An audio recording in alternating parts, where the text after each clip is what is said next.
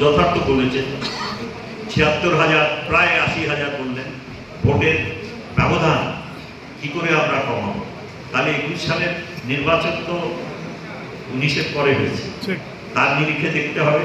একই উদ্দীপনা স্বেচ্ছাসেবক সেখানেও ছিল বিজেপি, তা সত্ত্বেও আমরা সেই ব্যবধানটা দুটো কেন্দ্র মিলিয়ে প্রায় ১১,০০০-এ নামিয়ে নিয়েছি। ১৪,০০০ আর ৪,০০০, ধরুন ১০,০০০ কয়েকশোয় নামিয়ে নিয়েছি। তো আমরা তো আরও ২১ থেকে ২৪-এ পৌঁছেছি, আরও অনেক উন্নয়ন আমরা দেখেছি।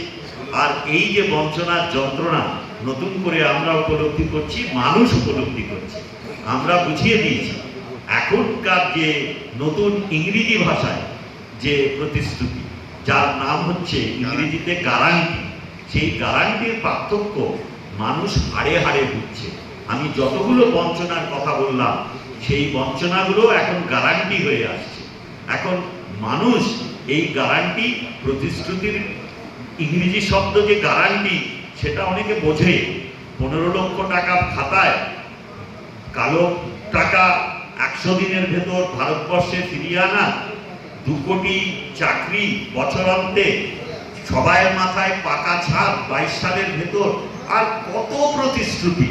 সেই প্রতিশ্রুতি তো ইংরেজি শব্দে গ্যারান্টি হয়েছে। প্রতিশ্রুতি ১০ বছর যা রাখা হয়নি, ইংরেজিতে বদলে দিলি, তাহলে তো ব্রিটিশ সাম্রাজ্যবাদ আজও আবার এখানে ফিরে আসার স্বপ্ন দেখতে। গ্যারান্টি হোক আর গ্যারান্টি হোক, তার কোনো মূল্য নাই।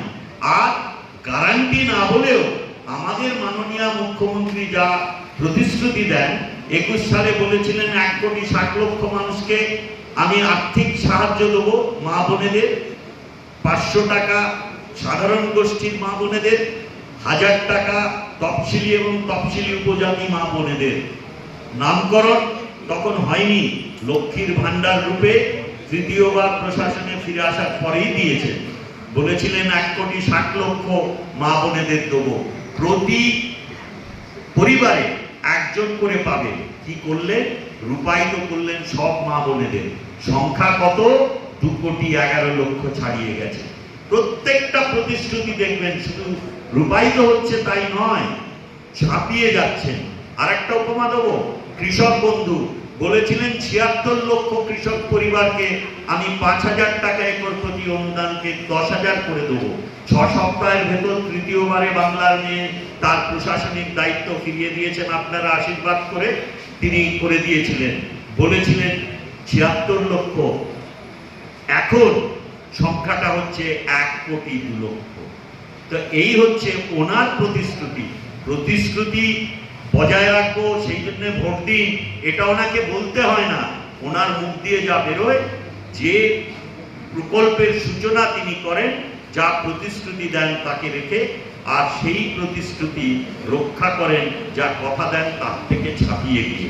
এখনো দুয়ারে সরকারের মাধ্যমে ২টি প্রতিশ্রুতির কথা আপনাদের যে নিদর্শন দিলাম, তা এখনো কিন্তু চালু আছে। যারা ওই বয়স পেরিয়ে যাবেন, যোগ্য হবেন, তারা নতুন করে পরিবার বিভাজন হবে, নতুন পরিবার আবেদন করবেন, তারা আবার নতুন কৃষক বন্ধুর পরিবারে যুক্ত হবেন। সেই জন্যে ওনার দরজা কখনো বন্ধ হয় না। সব মানুষের জন্য পশ্চিমবঙ্গের ওর দরজা খোলা থাকে। সেই জন্যই বলি, ওই গ্যারান্টিতে কাজ হবে না। ওনার ওয়ারেন্টি না বললেও মানুষ বিশ্বাস করে।